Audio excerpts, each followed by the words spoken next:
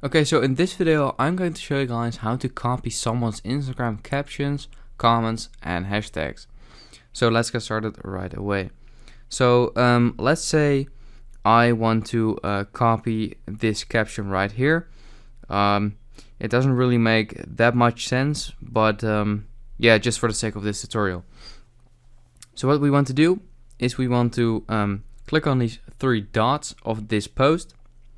And you basically just want to click on copy link, just like this, and the link has been copied to the clipboard.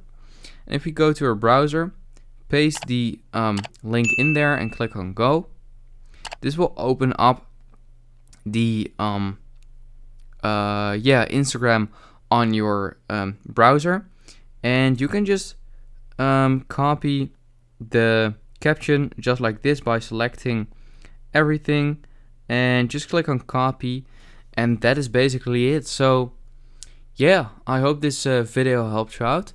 Please leave a like and let me know in the comments if it worked, and I'll see you next time. Have a good day.